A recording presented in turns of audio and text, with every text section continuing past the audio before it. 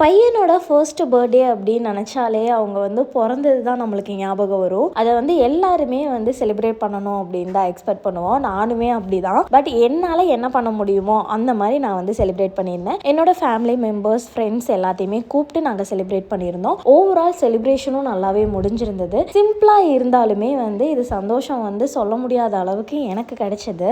எல்லாமே கரெக்டாக பண்ணிடுவேனா அப்படிங்கிற பயம் அதிகமாக இருந்தது. பட் ஃபேமிலி கூட சேர்ந்து பண்ணும்போது இதெல்லாம் ஒரு விஷயமாவே தெரியல. உங்களோட பிளெஸிங்ஸும் சரி, நிறைய பேர் வந்து இனி என்ன பிளஸ் பண்ணியிருந்தீங்க. Thank you all. நிறைய பேத்துக்கு என்னால் ரெஸ்பான்ஸ் பண்ண முடியல, பட் இருந்தாலும் புரிஞ்சுப்பீங்க அப்படின்னு சொல்லிட்டு நினைக்கிறேன். இனியன் குட்டி ரொம்பவே ஜாலியாக ஆக்டிவாக இருந்தான் அன்னைக்கு ஃபுல்லாகவே. அவனோட ட்ரெஸ் அண்ட் எங்களோட ட்ரெஸ் காம்பினேஷன் எப்படி இருக்கு அப்படின்னு சொல்லிட்டு மறக்காம கமெண்ட் பாக்ஸில் சொல்லிட்டு போங்க. என்னோட ஒரே ஒரு சஜஷன் என்னவா இருக்கும் அப்படின்னா, உங்களோட குழந்தையோட ஃபர்ஸ்ட் பர்த்டேவை எப்படி பிளான் பண்ணணும் அப்படின்னு சொல்லிட்டு நீங்கள் பிளான் பண்ணுங்க. அவங்க இவ்வளோ செலவு பண்ணியிருக்காங்க, இவங்க இவ்வளோ செலவு பண்ணியிருக்காங்க, நம்ம பண்ணலை அப்படின்னா என்ன நினைப்பாங்க அப்படிங்கிற மைண்ட் தாட்டை விட்டுருங்க. உங்களுக்கு எப்படி பண்ணணும் அப்படின்னு தோணுதோ அதை மட்டும் பண்ணுங்க.